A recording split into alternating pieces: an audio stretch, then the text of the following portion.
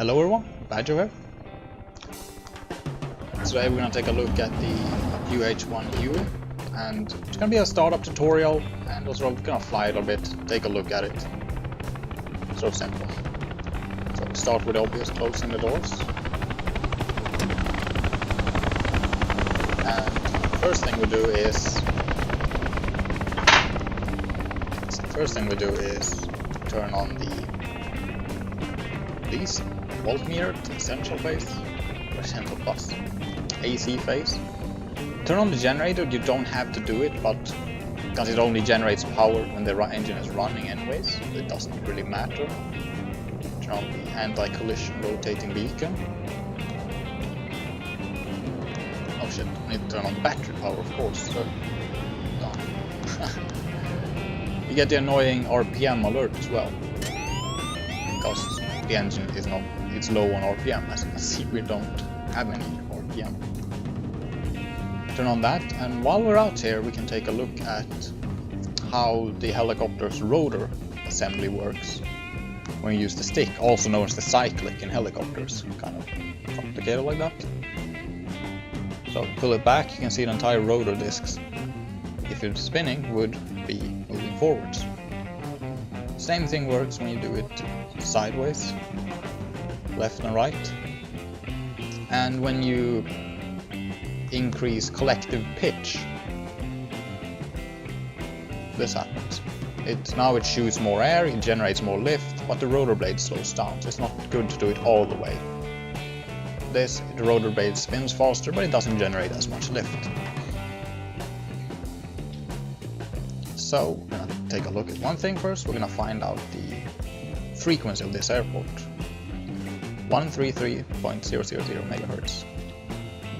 So I usually start counterclockwise, turn on the hydraulic control, force trim, the IFF system, test light, turn on the navigation radio, which we're not gonna need it right now, VHF radio, set it to 133.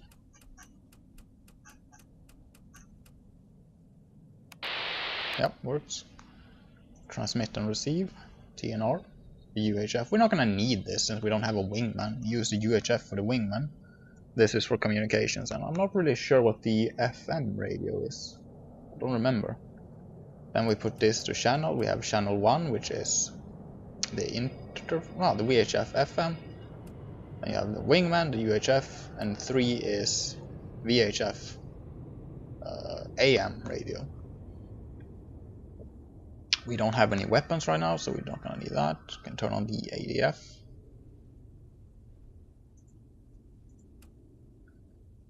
And we turn on the FM radio to transmit and receive.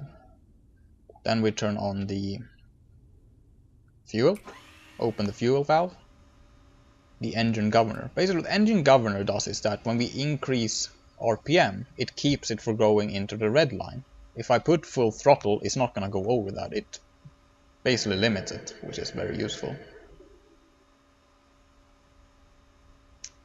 We can take a little look at the instrument. We have the cyclic. Then you have the throttle, which is that rotating. Full throttle, no throttle. Collective pitch, you pull up, which is the pitch of the rotor blade. And before we start the engine, we're going to take a quick look at, well, when we start it is that 40-40. Either when you hit the starter button, which I have no clue where it is now, because it used to be this button, but it's the throttle stop. So I have no idea where it is now, but I got it on joystick, so. You hit the starter button, you let it go when you reach 40% of N1 on the gas producer, N1 RPM, or 40 seconds on the clock. Reason for this, I'm guessing that 40 seconds or more, the starter engine might take damage, and when you reach 40% you let go, the engine can start on its own. So, just gonna check so everything is, we're not gonna need any more here. Nope, everything good. We can turn on the, what's it called?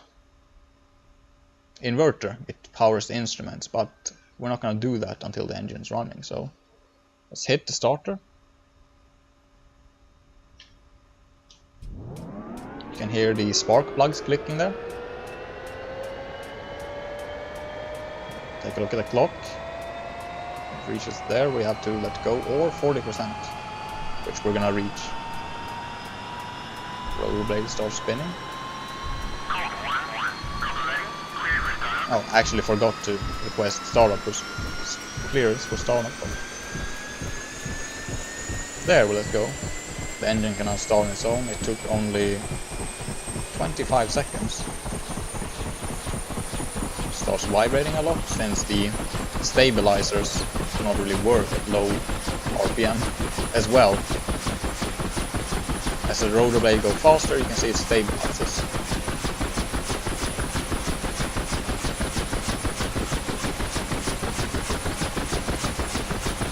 There we go, we are idling.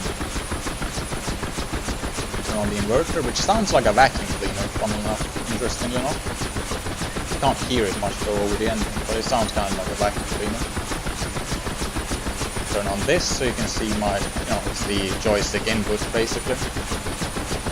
So we put, before we take off, we're gonna put a little bit of pedal to the left, so like the tail rotor, because we're are gonna spin in a circle. And then you also put to the left and back a bit, about so much. But first we need to turn up the throttle to max, otherwise we're not going to be able to take off. There. Check so everything is alright.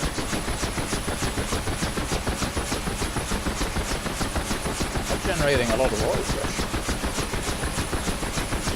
Strange. And there we go.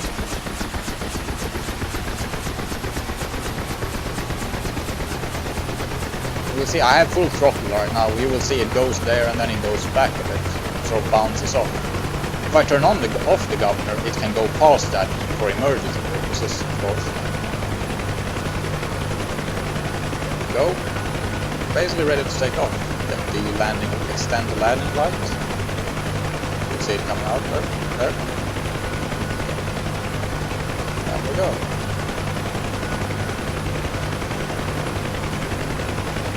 Close the rear doors. All the noise.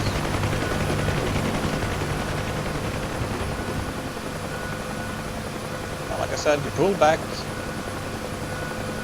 so, and then you increase rotor pitch.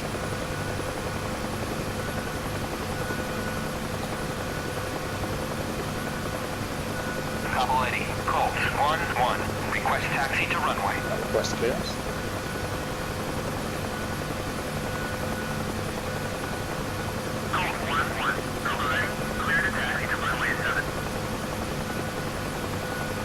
Now the problem is that we're not going to take off like he says. Increase. I don't have rudder pedals, that's the problem. I have to use the keyboard or a little slider on the joystick, so I don't have the... Right, there we go. It's a lot harder, it takes a lot more coordination to do this than it looks like. If you take a look at the thing in the top left, you will see joystick this requires to keep it hovering. Right now we're sort of just going all over the place. We need to calm down a little bit. There we go. So when you hover, you always look at the distance. It's much easier to detect any. I'm looking at that truck in front of me right now. It works really good. I can see when that truck goes up and down, but I'm doing motion. Now they actually want us to take off towards the right, but we're gonna take off to the left for purposes of this video. Otherwise it would take too long to actually taxi to the runway. One thing people aren't actually aware of is the way you take off with a helicopter is usually from a runway. Huey actually can't take off if it's fully loaded in a warm climate and high altitude. It actually can't take off from a hover, because it requires a lot of engine power, and when the air is thinner when it's warm and a high altitude, so it can't generate as much lift. So therefore we're gonna do a sort of running start off of the runway. Because remember, the rotor blade that's spinning right now, it works pretty much like a plane wing. So it's the same principle right there. So we're at the runway threshold. I'll set down here.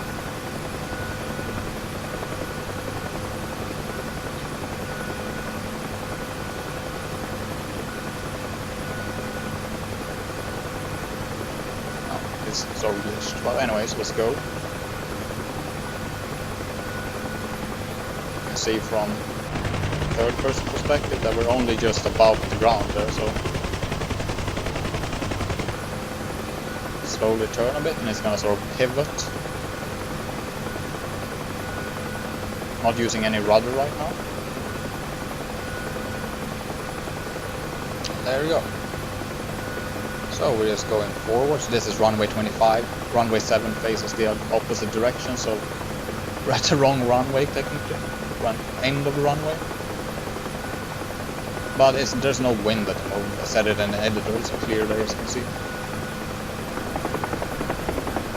Oh, we start shaking a bit once we reach critical speed. I could say 20 knots, I think. So you can see here you can see the airspeed indicator does not work in these low airspeeds. So we're going to increase. There we go. You can see it sort of pops off the ground as the speed increases. And look at the airspeed. 40 knots, 50 knots. Decrease collective pitch a little bit. There we go. Flies just like any aircraft. Pretty much flies just like any other aircraft, really, when you're in the air.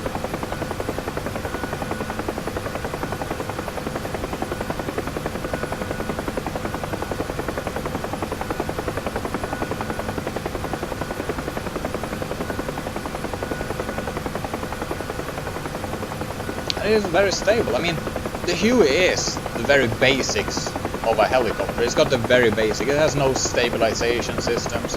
It is basically, when you look at it, it's just a metal box hanging off the rotor assembly, and then you have an engine powering it. No stabilization systems, SAS systems, or anything like that. It's just the very basics. It's an old helicopter from the early days of helicopter flight.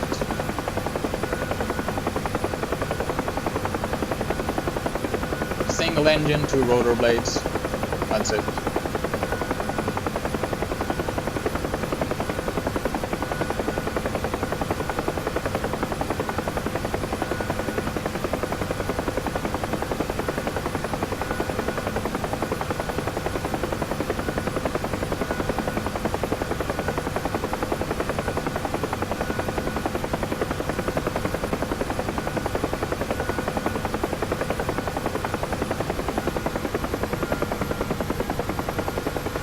So I'm just gonna go back to land. I haven't actually landed this, I don't have enough experience to do a proper landing, so we're gonna do a little bit of a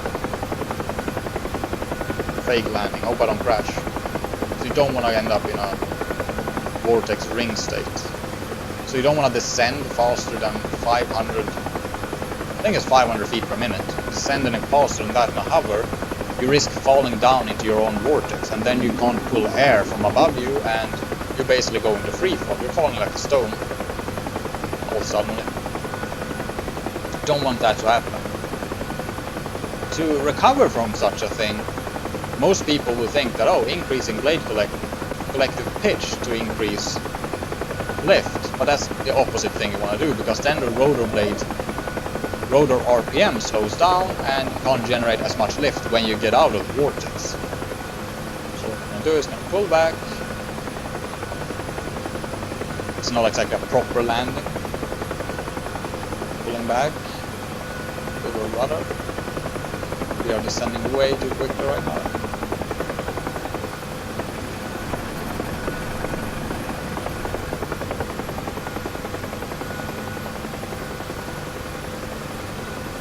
It's pretty hard to control.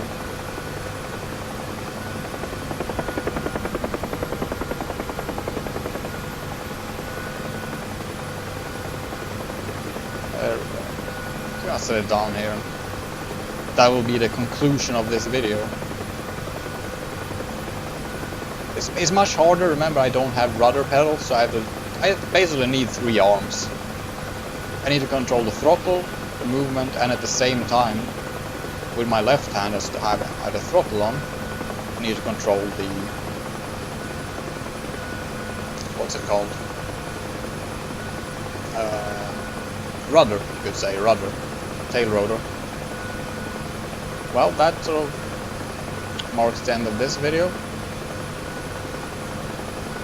Won't cover everything, the weapons, probably not the most exciting thing, but hope you enjoyed it still, and thanks for watching. Have any ways that I could improve this video? Feel free to give any criticism, I guess. If you feel that I did anything good or anything bad, feel free to say so in the comment, and I'll see you some other time. Bad Joe out.